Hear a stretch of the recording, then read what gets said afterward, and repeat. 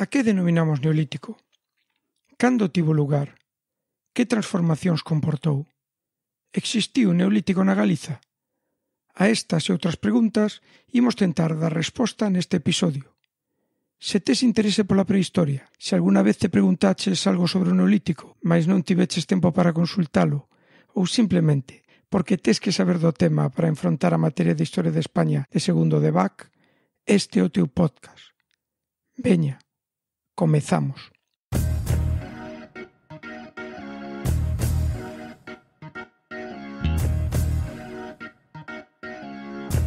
Historia Takeaway.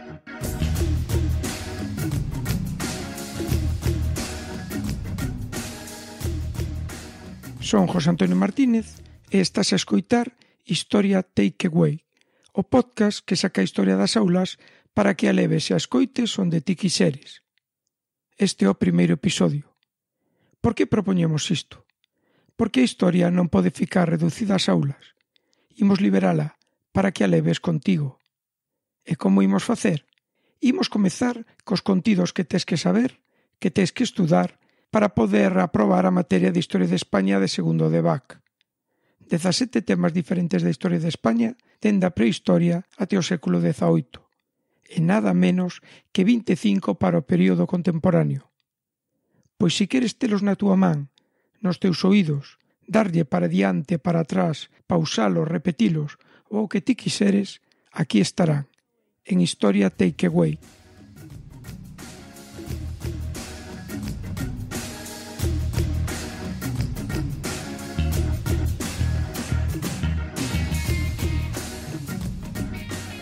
De entrada, que é o Neolítico? Unha das tres grandes etapas en que se divide a prehistoria: Paleolítico, Neolítico e Idade dos Metais. Aínda que non sempre se fixo así esta división, e hai quen propoñen outras. Non nos imos complicar. Quédate como a curiosidade que foi un inglés, un tal John Lubbock, que na segunda metade do século XIX acuñou o termo Neolítico para se referir a unha nova etapa da prehistoria, que el consideraba diferente da anterior, ao contar cunha tecnoloxía caracterizada pola invención do pulimento da pedra e da cerámica. Esta nova idade de pedra, que é o que significa o termo, comezaría aló polo 10.000 antes do presente, e non vai consistir únicamente nestas novidades tecnolóxicas, senón que as mudanzas son tan grandes que se fala da revolución neolítica. Que suporía entón o neolítico? Nin máis nin menos que o paso dunha economía predadora a unha economía produtora.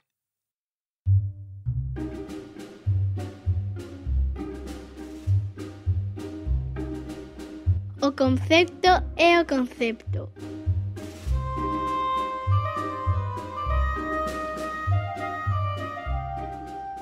Economía predadora. Denomínase economía predadora aquela que está baseada únicamente nunha serie de actividades económicas que explotan os recursos que a natureza ofrece. É o tipo de economía que utilizaban os grupos humanos do Paleolítico, aínda que non é exclusivo deles. Sustentábase na caza, na pesca e na colleita de froitos silvestres, raíces e outros. As ferramentas utilizadas eran rudimentarias, fabricadas principalmente en pedra, madeira ou oso. Estaban relacionadas con tarefas de subsistencia. Os grupos humanos que practicaban este tipo de economía eran de pequeno tamaño, sendo poboación nómades que tiñan que se desplazar en buscas de novos recursos. Co Neolítico, por primeira vez, o ser humano é quen de fabricar o seu alimento, grazas á aparición á invención do cultivo, a agricultura e a domesticación de determinadas especies animais, é dicir, a aparición da gandaría. Mais non estamos só ante a invención puntual dunhas determinadas actividades económicas, por fundamentais que fosen. É unha transformación que abrangue a todos os aspectos destas sociedades. Mencionaremos polo menos 6. A primeira é unha tendencia cara ao sedentarismo. Establecense en poboados máis ou menos estables. Seren sedentarios permitirá que aumente o número e o tamaño dos hábitat. Mais fálase dunha tendencia dun certo sedentarismo, porque o tipo de agricultura que se practicaba, a da tala e deforestación de queima, obrigaría a estas poboacións a un desplazamento, aínda que nada que ver co nomadismo de época paleolítica. Un hábitat concreto e estable, Isto provoca un maior desenvolvemento da produción e, con isto, unha acumulación de excedentes alimentarios. Por primeira vez van poder facer estimacións e previsións para o futuro. Un maior desenvolvemento dos intercambios e un aumento demográfico serían a terza e cuarta transformación do Neolítico. Producirían tamén fondas mudanzas na estrutura social, que se fai máis complexa, cun grao maior de especialización e de xerarquización. E, por último, a sexta mudanza serían as novas formas de comportamento relixioso. E cal foi a orixe do Neolítico? Existen teorías variadas, buscando causas climáticas, ecolóxicas, demográficas, mas o que teñen en común é a idea da busca dunha adaptación, dun axuste entre os recursos alimentarios e o número de individuos aos que alimentar. Onde se produciu? Pois tamén hai un consenso sobre que nas sociedades onde se inventou a agricultura e a gandaría contaban xa cunha serie de antecesores silvestres, os agriotipos de plantas e de animais que posteriormente serían as cultivadas e as domesticadas. E como chegou o Neolítico á Península Ibérica? Pois chegou, é dicir, ten un carácter alóctono. Aquí non se inventou. O Neolítico surdiu de xeito autónomo nunha serie de focos independentes, e ningún deles estaba en Europa. O Neolítico chegou á Península Ibérica procedente de Próximo Oriente. No territorio peninsular non hai antecesores silvestres nin dos cultivos máis antigos de cereais, trigos ou orso, nin das primeiras especies de animais domesticadas, ovellas ou cabras. O único que se atopou foron restos de cans que si están datados en xacementos da época anterior, a chamada Epipaleolítico.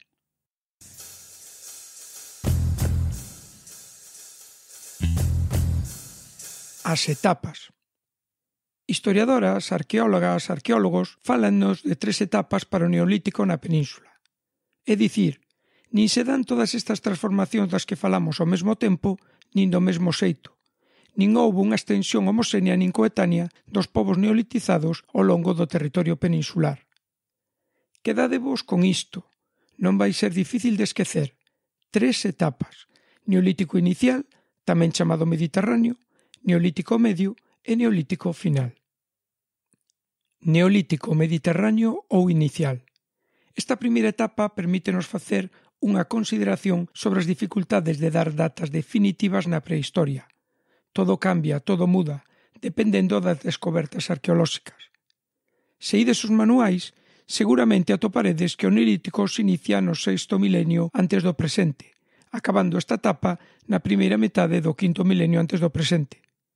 Mais este ano, 2018, nunha excavación no xacemento de Cova Bonica en Barcelona, descubriron un xacemento neolítico do 7400 antes do presente, case un milenio e medio antes do que se estudaba tradicionalmente. Atoparon restos humanos, que por análisis do ADN saben que procedían de Próximo Oriente, así como obxectos domésticos e outros relacionados coas prácticas gandeiras, con restos de animais, de cabras e de ovellas, e tamén restos cerámicos e útiles de pedra, que nos falarían dun modo de vida neolítico xa no 7400 antes do presente. Primeira idea. O Neolítico vén de fora da Península Ibérica, en concreto do Próximo Oriente a través do mar Mediterráneo. E cal é o fósil director? Os restos que indican as arqueólogas que nos atopamos ante un xacemento neolítico e non de outra época histórica? Pois a presenza da cerámica, en concreto da chamada cerámica cardial, porque aparece cunha decoración feita con cunchas, o cardium edule, o berberecho. Datación do Neolítico inicial ao Mediterráneo desde ese 7400 antes do presente até a primeira mitade do 5º milenio antes do presente. E cales son as principais características? Pois atopamos 2 tipos de asentamentos diferenciados, os que se crearon ex novo no Neolítico e os que evolucionaron desde a etapa anterior, o Epipaleolítico. A expansión neolítica foi rápida polo Levante, de Cataluña ata Murcia, xa litoral e marítima de cabotaxe ou mixta. E de que vivían? Pois dunha economía mixta agrícola e gandeira. Destacan os cultivos de trigo e orso e a gandaría ovicaprina.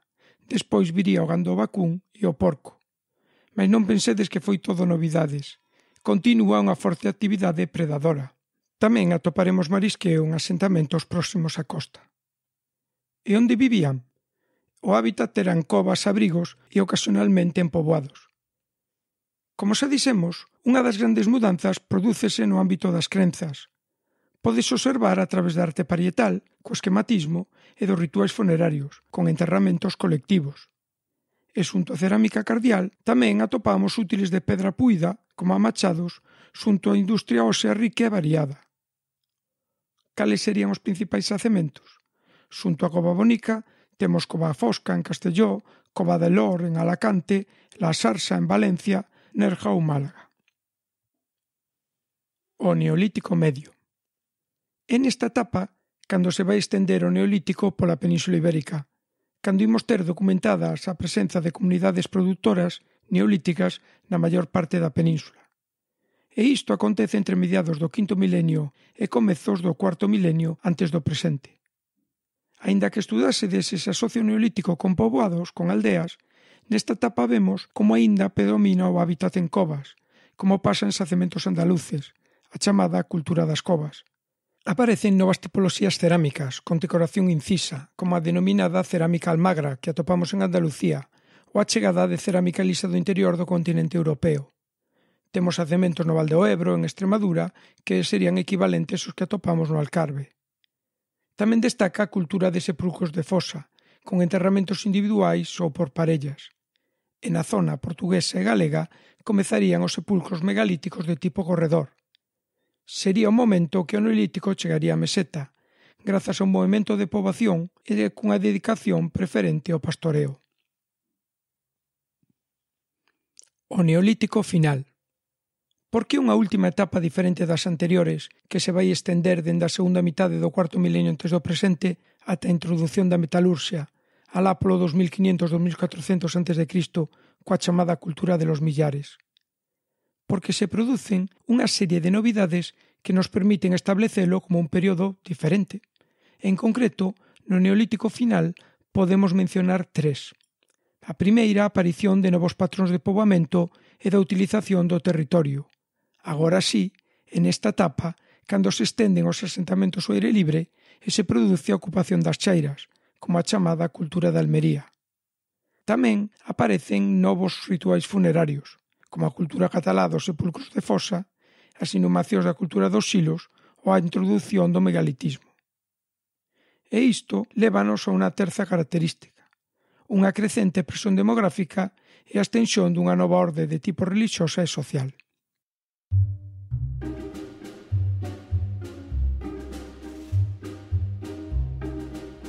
O concepto é o concepto.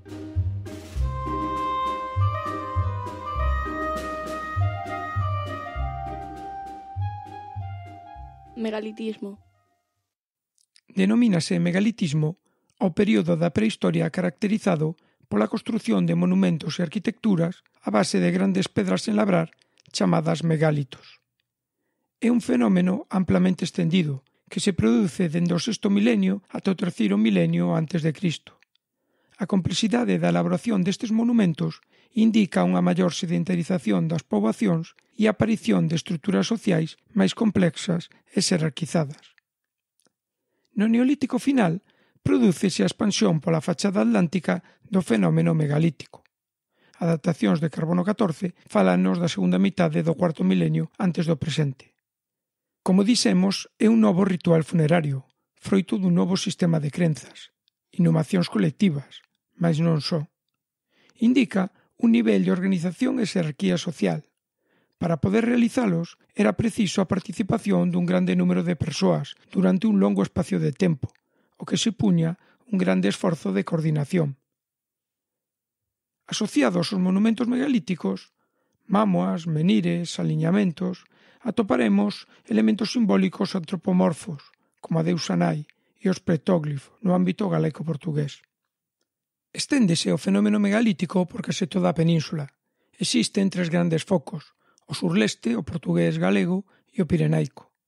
Destaca no Val do Guadalquivir a coñecida como a cultura dos silos, coa maior densidade de restos cunhas dimensións descomunais, como el Romeral en Málaga. O megalitismo ten unha particularidade. A situación e o emprazamento dos monumentos funerarios non está en relación con ningún tipo de poboado. Descoñécese o hábitat dos construtores dos megálitos e o tipo de sociedade. Fálase da posibilidade de que estes monumentos servisen como indicativo de carácter territorial.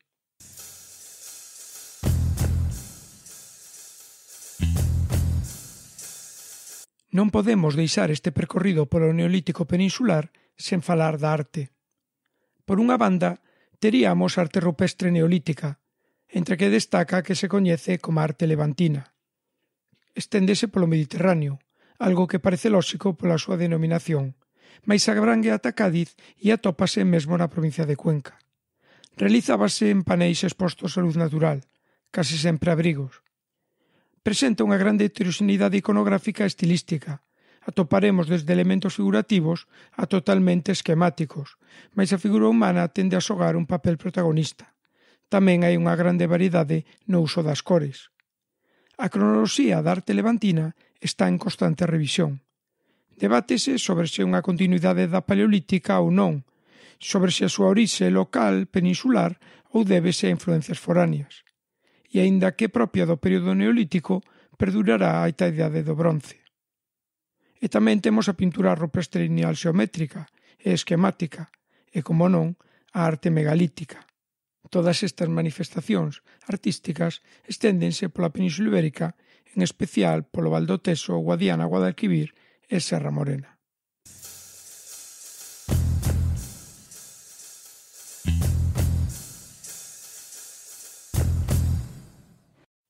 Galiza. E que ocorre na Galiza? Porque xa vos decataríades que pouco saíu ata o momento. Pois resulta que tradicionalmente se considerou que os constructores dos monumentos megalíticos foron os introdutores dos cambios que denominamos neolítico. É dicir, que o megalitismo, que a grandes trazos incluía na etapa de idade dos metais, é o momento en que atopamos pegadas claras da presenza da agricultura e da gandería na nosa terra. É un tema aberto, que dependerá de novas investigacións e achados arqueolóxicos. Con todo, hai excepcións, xa que se atoparon pegadas de grans de cereais en xacementos máis antigos, datados antes do quinto milenio antes do presente, como do Reiro, ou mesmo a presenza de pequenos fragmentos de cerámica e material lítico no abrigo da Conchoza, no Morrazo. Mais estes son restos moi difíciles de encadrar nunha periodización. Quedádevos que cos datos actuais non se pode mencionar como probable a existencia de neolítico na Galiza antes do megalitismo, mais é un campo aberto a novas descubertas. Isto é moito, podemes facer un resumo? Como non? Quédate con estas 6 ideas. A primeira é que co neolítico o ser humano vai utilizar innovadoras técnicas de actuación sobre o medio físico controlando por medio da agricultura e da gandaría. A segunda é que o neolítico supón unha transformación total, unha revolución das sociedades paleolíticas, que non se limita únicamente á aparición da agricultura e da gandaría, senón que vai supor unha certa sedentarización das poboacións, a aparición dos excedentes, o desenvolvemento dos intercambios comerciais, os inicios da xerarquización e da especialización das sociedades ou o desenvolvemento de novos sistemas de crenzas. A terceira idea é que na Península Ibérica o neolítico ten un carácter alóctono, é dicir, ven de fora. Do Próximo Oriente chegarían comunidades neolíticas a través do Mediterráneo. Cuarta, o neolítico peninsular esténdese dende os 7400 antes do presente até mediados do terceiro milenio antes de Cristo. Estes 4000 anos divídense en 3 etapas: neolítico inicial, medio e final. O proceso de neolitización desenvolveuse con diferentes ritmos ao longo da Península Ibérica. Quinta idea. Polo que respecta a Galiza, enténdese que as sociedades constructoras dos megálitos serían as que introducirían os cambios que denominamos neolítico. Isto acontecería a partir da segunda metade do cuarto milenio antes do presente. E sexta, última, mas non por iso menos importante, o neolítico supuso tamén unha modificación no sistema de crenzas, ideolóxico, como se pode observar na arte rupestre e no megalitismo, un fenómeno que se desenvolve en diferentes zonas da península, mas que se presenta dun xeito singular na Galiza.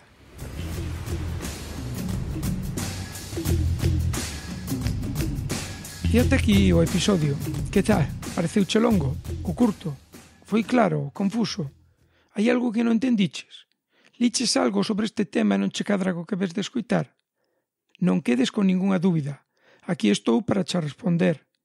Podes compartila a través de @facemoshistoria en Twitter ou a través do noso correo electrónico facemoshistoria@gmail.com. Respondereite e coa túa consulta conseguirás que se vayan facendo mellores contidos e seguro que axudas a moitas outras persoas que teñen esta mesma dúbida.